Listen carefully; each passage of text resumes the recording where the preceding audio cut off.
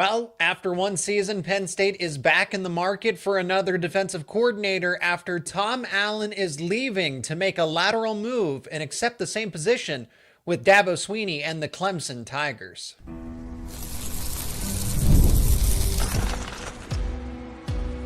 You are Locked On Nittany Lions, your daily podcast on the Penn State Nittany Lions. Part of the Locked On Podcast Network, your team every day.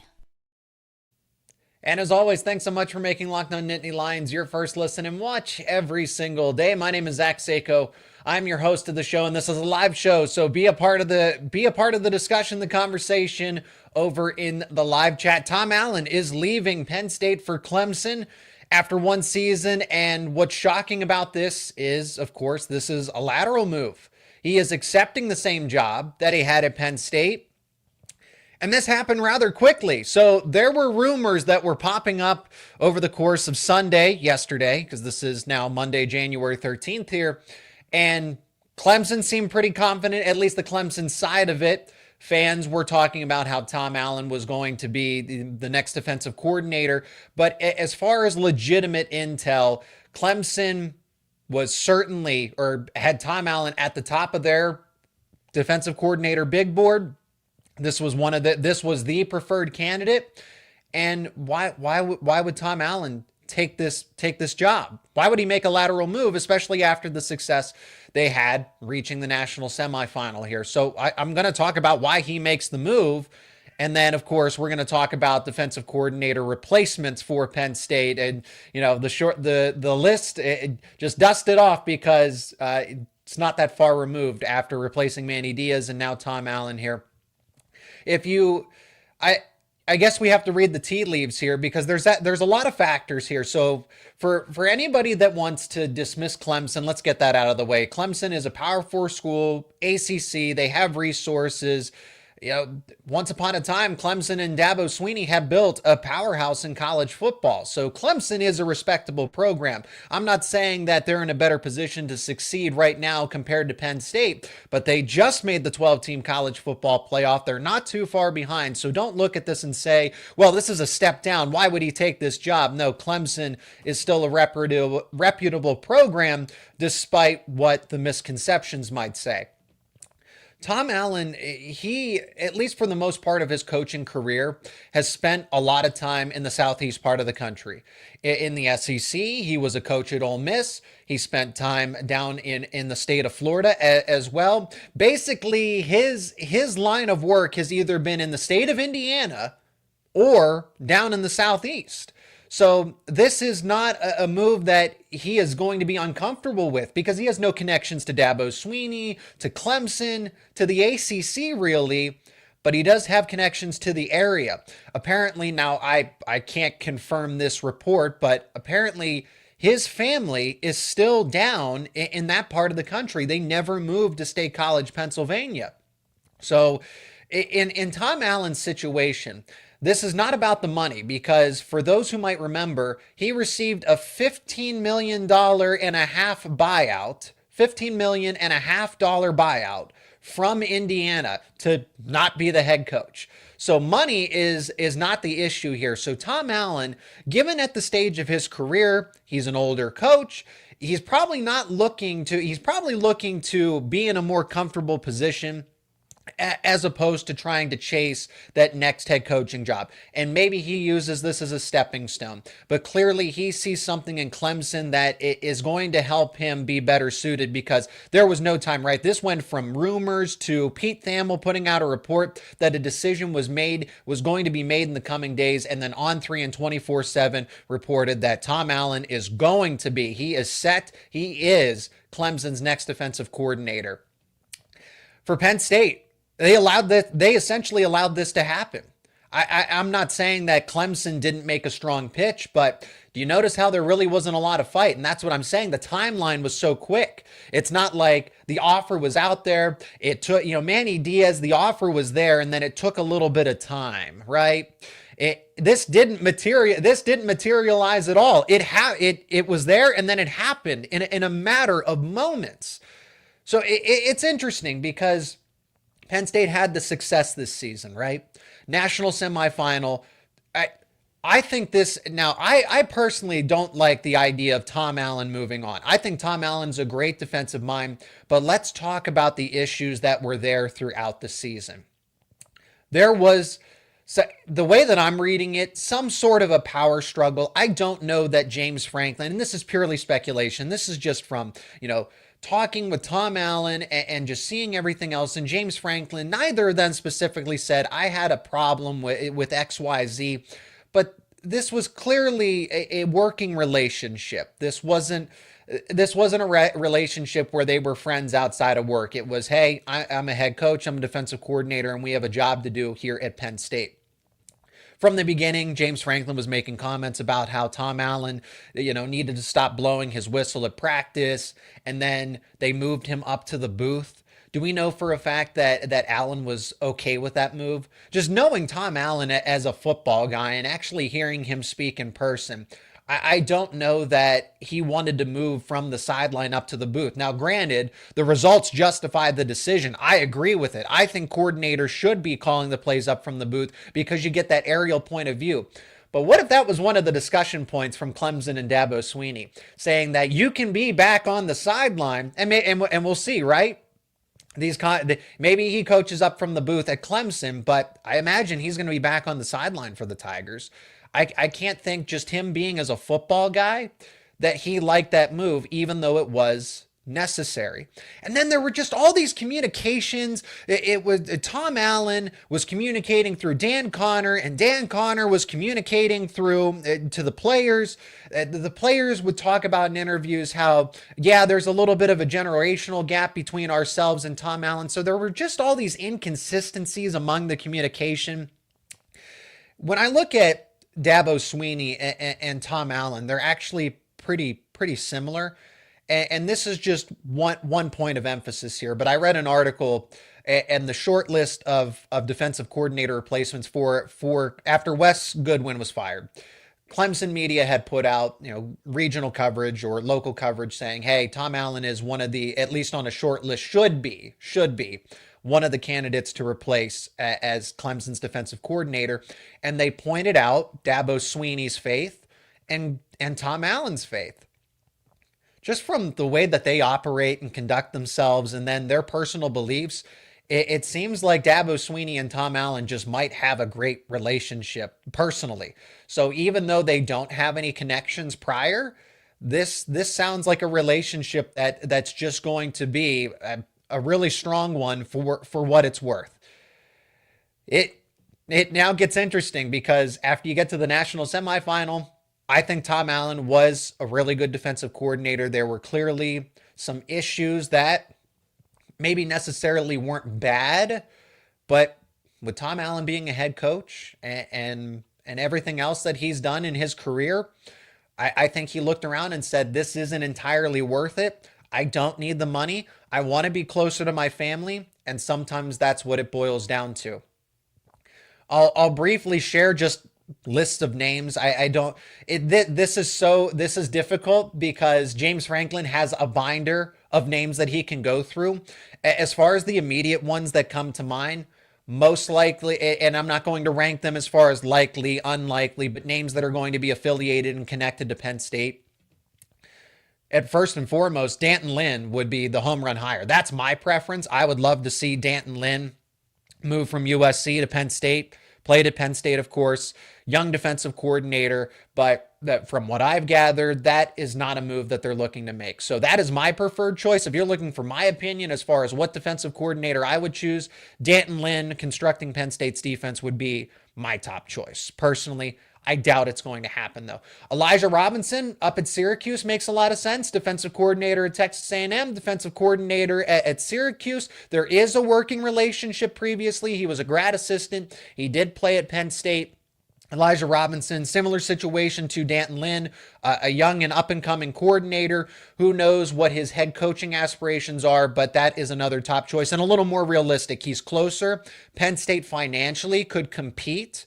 We'll see, because I know that Fran Brown and Elijah Robinson have a really good relationship, and it's why Robinson, took the job up at Syracuse. But we'll see. Penn State can be competitive there in the market and possibly get Robinson to join staff. So that's actually a realistic candidate. Jim Leonard's going to pop up. Pat Fitzgerald's a name that's been thrown around, the former Northwestern head coach. And you saw that, hey, Manny Diaz, former Miami head coach, Tom Allen, former Indiana head coach, Pat Fitzgerald kind of fits that similar theme here. I would not be opposed to it at all. I think that's a good one. I'll throw a name out there that, from Penn State's point of view, this one is an absolute long shot. I'm not trying to stir up anything, but it's certainly worth mentioning that what would Penn State, no circumstances, no strings attached. Who would they want? Jim Knowles at Ohio State. Jim Knowles at Ohio State. I'm being serious, and I'm not trying to stir anything up, but no strings attached. If Jim Knowles, and I'm not saying Jim Knowles would reciprocate, but what I am saying is, who would James Franklin want as his next defensive coordinator? Who is the top candidate to replace anybody and everybody? It is Jim Knowles at Ohio State. So that's a short list of names here for Penn State. Just it could be anybody. We saw, I think in the last cycle, fairly surprised that Tom Allen ended up being the defensive coordinator. It's just how quickly things move. NFL coaching decisions are going to be made. I know that Mike Vrabel just took the New England Patriots job, but Marcus Freeman is linked to the Chicago Bears. Matt Campbell is linked to Iowa State head coach. So there's going to be some changes around college football because of the NFL dominoes that are waiting to happen. Guys are going to be displaced. Coaching staffs are going to be replaced. So we'll see how it ultimately, and yes, Al Golden is going to be a candidate. I don't know how realistic he is, and I don't think he's upset with what he's doing at Notre Dame right now. And I think he wants to be Penn State's head coach and not Penn State's defensive coordinator. Also in-house, Dan Connor. I would not be upset with a Dan Connor internal promotion. Anthony Poindexter certainly going to throw his hat into the discussion again. There are a lot of ideal candidates one way or another. There's positives and negatives here, but I hope that explains all of this in a nutshell. Why Tom Allen would leave and make a lateral move to join Clemson and not accept another head coaching job. Why Penn State would be willing to just let him go like this, and some immediate names to take over as Penn State's next defensive coordinator. Personally, I don't think this is ideal. I like that continuity and consistency of having all three coordinators, as James Franklin has pointed out, your OC, your DC, and your special teams coordinator. But clearly, behind the scenes, this was not working for Penn State and Tom Allen. And that's why we're seeing this happen in real time. Okay, that's a lot out there in the first segment. We're going to get your comments, your reactions to this. I'm sure that there are a number of Penn State fans that are okay with this. And I guess it's understandable, but Tom Allen was the architect of a top 10 defense. So we'll discuss that and everything else more. Your preferred candidates to replace Tom Allen. It's all coming up here on a live edition of Locked On Nittany Lions. And this message is from our sponsor, Intuit TurboTax. Taxes was dealing with piles of paperwork and frustrating forms, and then waiting and wondering and worrying if you were going to get any money back. Now, Taxes is easily uploading your forms to a TurboTax expert who's matched to your unique tax situation. An expert who's backed by the latest technology, which cross-checks millions of data points for 100% accuracy. While they work on your taxes, you get real-time updates on their progress, and you get the most money back guaranteed, all while you go about your day. No more stressing, no worrying, no waiting. Now, this is Taxes. Intuit TurboTax. Get an expert now on TurboTax.com. That is TurboTax.com. Only available with TurboTax Live Full Service. Real-time updates only in the iOS mobile app. See guaranteed details at TurboTax.com/guarantees. That is TurboTax.com/guarantees. Today's episode is also brought to you by Game Time. You got to download the Game Time app because buying tickets to your favorite events should not be stressful. Game Time has a new feature called Game Time Picks, and that makes getting tickets for events even easier than before. And it's not just sporting events. It's concerts, it's comedy, it's theater, it's everything. And Game Time Picks, it filters out all the fluff to show you only incredible deals on incredible seats so you don't have to waste time searching through thousands and thousands of tickets. You can use Game Time Picks to find tickets to any upcoming game. You'll browse through the deals like it's a breeze, and you'll find great value on all kinds of seats around the venues. The Super Deal will give you the best value for that event. And you can see the seat views before buying, and the app will show you the total cost up front with no surprise fees at checkout. Take the guesswork out of buying tickets with Game Time. Download the Game Time app, create an account, and use promo code LOCKEDONCollege for $20 off your first purchase. Terms apply. Again, create that account. Use promo code LOCKEDONCollege for $20 off. Download Game Time today. Last minute tickets, lowest price, guaranteed. Welcome all of you into the live show here on Locked On Nittany Lions. And thank you for contributing your thoughts, your questions, your comments. I'll try to get to as many people as possible. I'm going to talk about this for about 10 minutes more, give or take. Wow. I'd also take a lateral job to get away from James Franklin. Are you making millions of dollars, right? No, I get the jab here, but people do genuinely want to work with James Franklin. I have not seen a lot of coaches and assistants that leave. They have more positive things to, in all seriousness, have a lot of positive things to say about a working relationship with James Franklin. And sometimes that it can be demanding. He demands the best of the best. And I think Tom Allen's situation is just different. I think he wants to settle down, and I'm not saying that Clemson isn't competitive or doesn't have this, but family matters here. And if Tom Allen gets to be closer to his family, the decision makes sense. I don't think it's about getting away from Penn State and James Franklin. Did not see this as a possibility after 1 year. Figured he would stay a couple of years and then take a head coaching job in the MAC conference. I think that was the understanding. Tom Allen also, I don't remember this quote specifically, but people talked about how that he alluded to the idea of retiring at Penn State, or this was going to be a 3, 4, 5 year plan. And things change.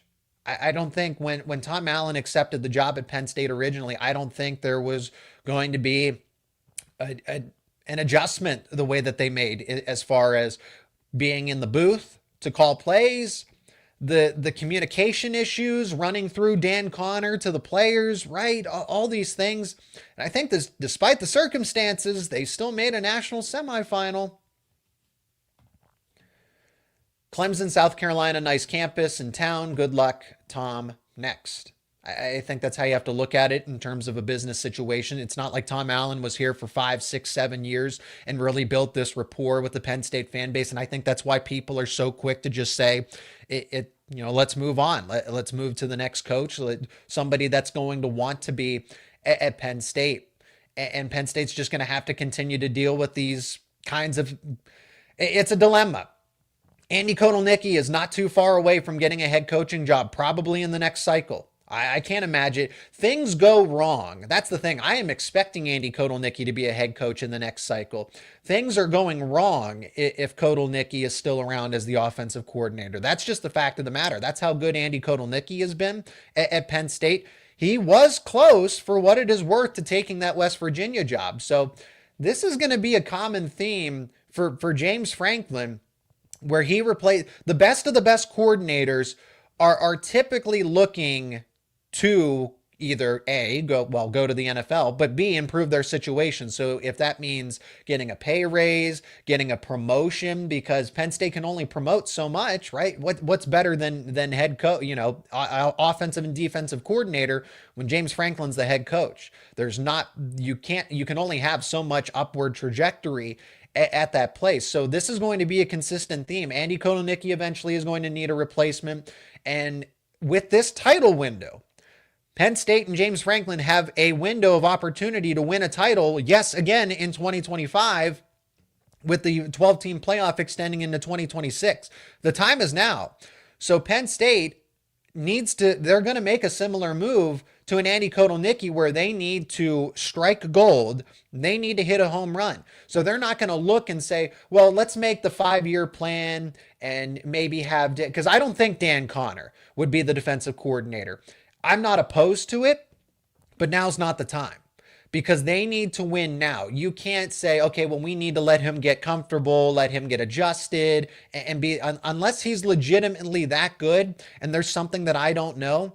I think Dan Connor, I mean, he's just a defensive analyst at this point in time. He's not the linebackers coach. I know that he works with the team, and then there was the communication aspect of it. So if he is that far ahead, I just don't see Penn State. I mean, they could have hired within for offensive coordinator with Jaywan Sider and Ty Howell, and they still went outside of the program to get Andy Kotelnicki.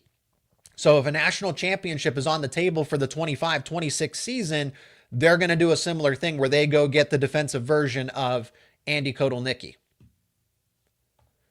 For some reason, I have a feeling this is a way to promote Terry Smith or somebody already on staff. I mean, Terry Smith is not out of the question. Anthony Poindexter certainly isn't. I just think that Penn State is going to go outside of the program, and they were prepared for this. I don't think this caught Penn State by surprise. No big deal. I mean, it is a big deal. I guess there's always the bright side of it. It's not. Tom Allen is a smart defensive mind.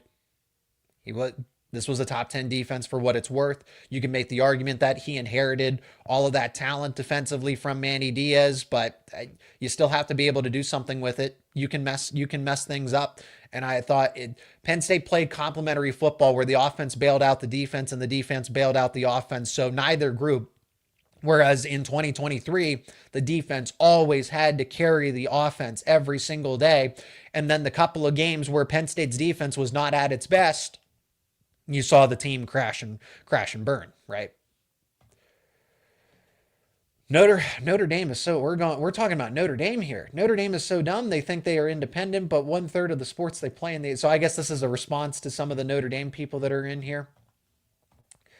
The players could not understand the calls via the headset. Dan Connor could articulate the calls better, but yeah, him having to go to both bothered him. I didn't think he was good at adjusting. No, there were disconnects that just, in the scheme of things, weren't worth it for both James Franklin and Tom Allen, right? Penn State did not put up much of a fight to prevent this move from happening. Let's just put it that way. Deion Barnes, I don't think Deion Barnes is ready, and it goes back to my point that Penn State is not in a position to make a long-term move like this. Maybe in 26 or 27, where, right, they can win now. This is a team that can win the national championship now, and I know the timing's not the best because of the loss to Notre Dame, and it still stings to an extent, but Penn State fully expects to be at the top of the Big Ten, contending for a conference championship and contending in the thick, not just being a fringe 12-team playoff contender, being a team that fully expects to make the national semifinal again. Fitzgerald would be a good hire. Someone call Pat Fitzgerald. It fits the theme of what Penn State and James Franklin have done at defensive coordinator, particularly over the past few seasons, and I think you need that. I don't, for Penn State's sake, I don't want to see them hire a defensive coordinator where they're going to have training wheels, right? Or that you have to micromanage. You need a head coach of the defense. And Pat Fitzgerald fits the same type of bill that Manny Diaz and now Tom Allen have had. They're self-sufficient. Al Golden, I can't see him coming back to Penn State unless it's to be a head coach. I don't think he's going to leave his situation at Notre Dame. It would either be for a head coaching job somewhere else or at Penn State, and that takes James Franklin leaving, of course. Why would Jim Knowles leave at Ohio State? And I pointed that out. I'm not saying that he would reciprocate. I'm saying that no circumstances. Who is the top coordinator, available or not available, employed, unemployed? Who is the preferred person to take over as Penn State's offensive coordinator from James Franklin's point of view? It is Jim Knowles. It's Jim Knowles.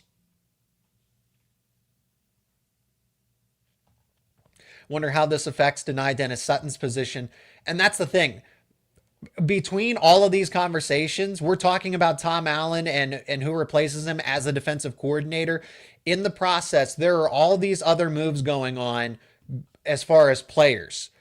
Nicholas Singleton apparently is not in the student directory anymore. Amari Evans is not in the student directory. Cam Miller is expected to enter the transfer portal and everything else.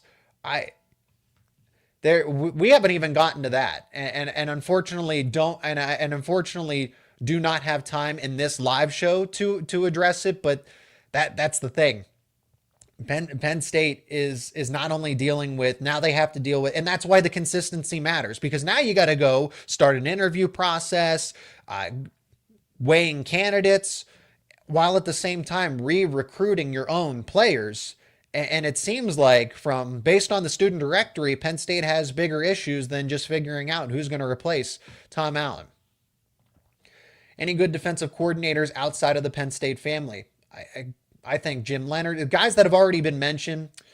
Jim Leonard he's in the NFL ranks right now. I wonder if he would come back to college football, but to be a defensive coordinator. I think Ryan Walters would make a lot of sense. Had some head coaching experience at Purdue, was Illinois' defensive coordinator under Brett Bielema. I don't have any issue with Ryan Walters. I think that's another good one.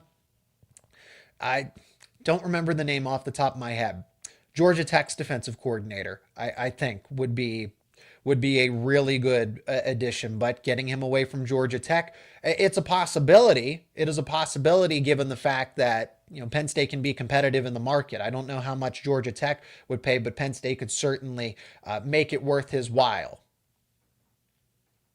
Yeah, see, Franklin wants Jim Knowles. Above all else, let's take everything off the table for circumstances. Jim Knowles would be the guy. Jim Knowles would be the guy. Higher decks. Anthony Poindexter, I think, has been patient, has been waiting. He turned down a head coaching job at his. I think UVA ultimately wanted to go with Tony Elliott, but Anthony Poindexter was very close for leaving to take a head coaching job at the University of Virginia. Jim Knowles is not coming, but would be nice.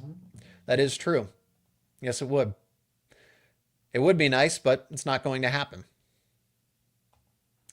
Any good NFL defensive coordinator prospects? It would be great to get a Wink Martindale type of coordinator.